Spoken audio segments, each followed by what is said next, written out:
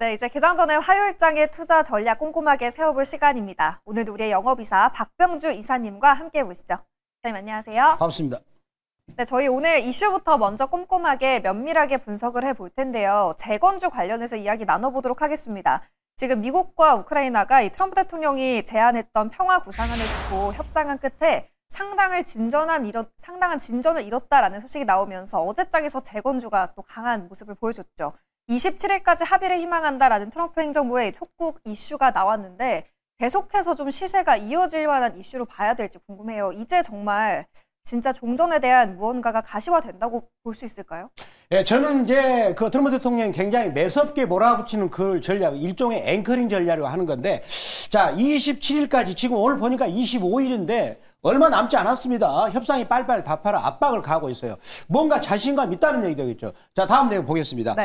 자, 보시면은 이제 이번에 러시아 우크라이나 협상안이 이제 러시아하고 합의를 했었는데 28개 조항 중에서 우크라이나한테 굉장히 불리한 겁니다. 내용을 보니까 지금 우크라이나가 가장 요구하는 것은 자기들 안전을 보장해 주세요. 즉 나토를 가입하도록 해달라. 안 돼. 불가야. 이거는 러시아에서 하고 있는 요구하는 협상하지 않습니까? 러시아 말을 들어주고 있죠. 그러면서 영토 포기는 러시아 원하는 대로 다 포기해. 우크라이나 다 포기해. 말을 하고 있어요.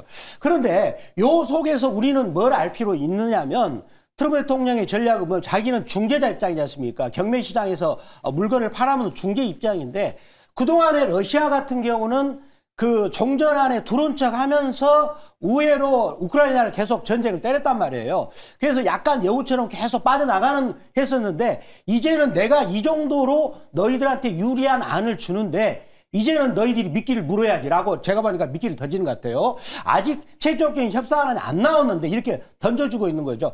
자, 그리고 나서 지금 그래서 러시아 조건을 수용하는 것이고요.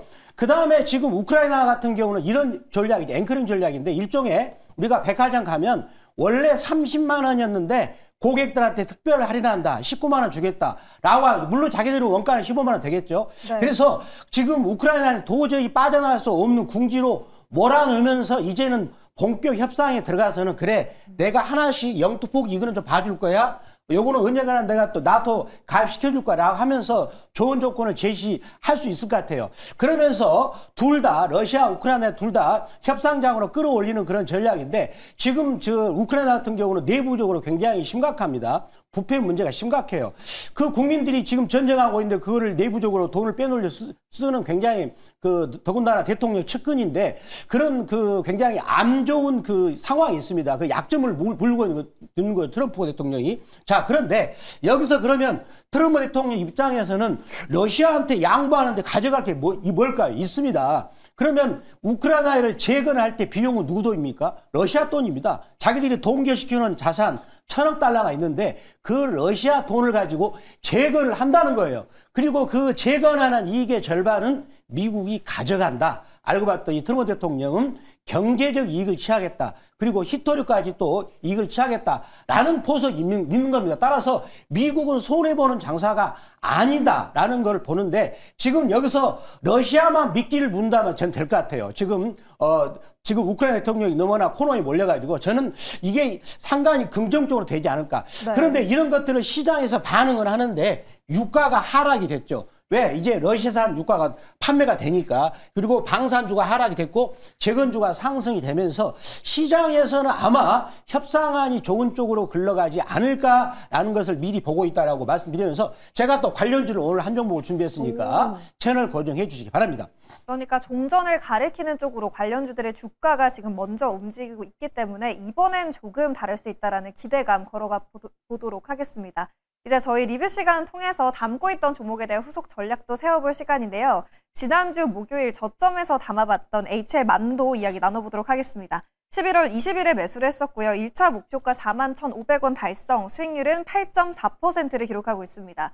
최근에 이 액추에이터도 공급 본격화하면서 로봇 모멘텀도 가지고 있는 기업인데 어제장에서 5% 상승이 나왔어요. 상방을 지금은 좀 얼마나 더 열어둘 수 있을까요? 저희가 이 시간에 여기서 말해가지고 어저께 장중에 7% 이상 급등을 했죠. 그러니까 이틀 만에 우량주를 가지고 7%를 수익을 내디는 거나 마찬가지죠. 자, 근데 이거를 월봉을 보겠습니다. 자, 박병주 매니저가 최근에 종목을 들고 온 종목을 성향을 보면 이렇게 남들이 올라갈 때 자기는 계속해서 빠지고 나서 악어입을 견실하게 만들어가지고 이제 악어입을 막 뚫을 때 이런 자리를 제가 집중적으로 말씀드리고 있습니다. 왜 그럴까요? 우리 시청자 여러분들은 남들보다 싸게 사가지고 비싸게 팔아야 되니까. 제가 반도체 같은 경우는 10월 말 이후로 말씀 안 드리지 않습니까? 이미 충분히 비싸졌기 때문에. 그렇지만 이 종목은 로봇이라는 새로운 신성장 동력을 가지고 실적이 좋은데 싸다. 이제는 로봇이 부각되면 이 종목이 가지 않을까 말씀드리면, 따라서 HL 만도를 계속 주시할 필요 있다라고 말씀드리도록 하겠습니다. 네, 이제 새롭게 로봇 모멘텀까지 부각이 되고 있는 HL 만도였고요. 저희가 2차 목표가는 지난 시간에 44,700원으로 잡아봤었죠, 매니저님? 네, 맞습니다. 그래서 2차 목표가는 44,700원을 말씀드리겠습니다. 네, 1차 목표가 달성한 상태이기 때문에 2차 목표가 44,700원을 그대로 유지하도록 하겠습니다. 이제 저희 오늘 장에서 새롭게 들어가 볼 종목 들어봐야겠죠. 첫 번째 종목, 재건주 안에서 어디를 봐야 될까요? HD 현대 인프라 코어가 되겠습니다. 바로 최근 이 종목이 그동안에 상당히 왔다 갔다 했어요. 자, 그렇다면 이 종목의 내용 투자 포인트를 보도록 할까요? 자, 첫 번째 투자 포인트 보겠습니다. 네. 자, 이 회사가 합병을 하게 됩니다. 그래서 내년 이제 HD 현대 건설 기계하고 두 개 사업이 많이 겹치잖아요. 합병을 해서 내년에 1월 26일 날 신주로 상장이 되는데, 여기서 우리가 꼭 한 가지 알아야 될 게 뭐냐면 이 회사가 거래 정지된 기간이 있어요.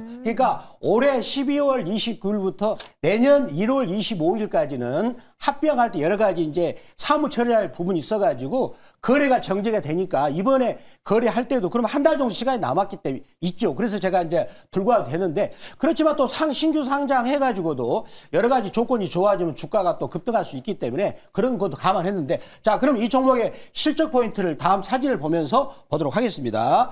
자, 이 회사 여전히 탄탄합니다. 보시면은 이제 내년 것이 4조 7천억이고요. 영업이익도 4,263억으로서 이렇게 계속 좋아지고, 그리고 합병 주체인 HD 현대 건설 기계도 실적이 좋으니까 두 개 회사가 물론 그 이제 거래 정지 기간이 있지만 지금 주가가 좋은 상태에서 합병이 돼가지고 재상장하게 된다면 재상장 후에 오히려 시너지 효과가 나올 수 있는 것이고요. 그러면 그 다음 내용을 보도록 하겠습니다. 바로 시너지 효과가 여기 있다는 거죠. 자, 지금 이 회사가 러시아 우크라이나 재건 사업에 그동안에 굉장히 많은 공을 들였습니다. 제가 준비된 사진을 보도록 하겠습니다. 네. 요거를 하면서 러시아 우크라이나에 그동안에 많은 지원을 했어요. 여기 사진을 보면 우크라이나 이 사람들하고 같이 이렇게 얘기하면서 여러 가지 협력을 했었는데, 만약에 재건이 시작된다. 바로 그렇다면 HD 현대 건설 기계, HD 현대 인프라코어 이 주 종목이 수혜를 받지 않을까라고 말씀드리도록 하겠습니다. 네, 저희가 HD 현대 인프라코어를 이 시간에 여러 말씀을 드렸었는데요. 오늘 다시 들어가 보도록 하겠습니다.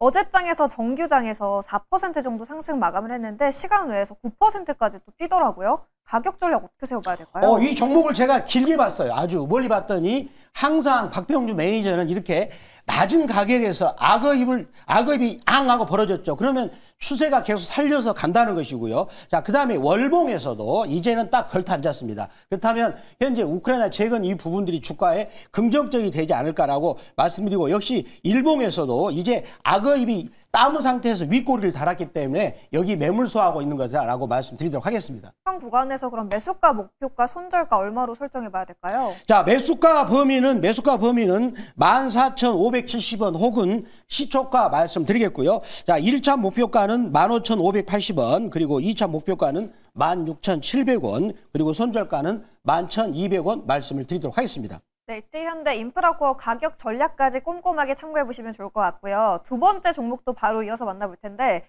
두 번째 주력 상품은 로봇주 안에서 가져오셨네요. 네, 바로 클로봇이 되겠습니다. 네. 클로봇. 이게 원래 보면은 이제 이름대로 된다고요. 요 클이 한글입니다. 클, 너는 클 거야. 계속 커. 제가 지난 시간에도 그 9월 달에도 이런 얘기 했지 않습니까? 주가 컸습니다. 이제 더 클 거야. 그래서 회사 이름은 클로봇, 크다라는 뜻이죠. 앞으로 큰 미래가 크다 그런 뜻인데, 자, 한번 다음 내용을 보도록 할까요? 네.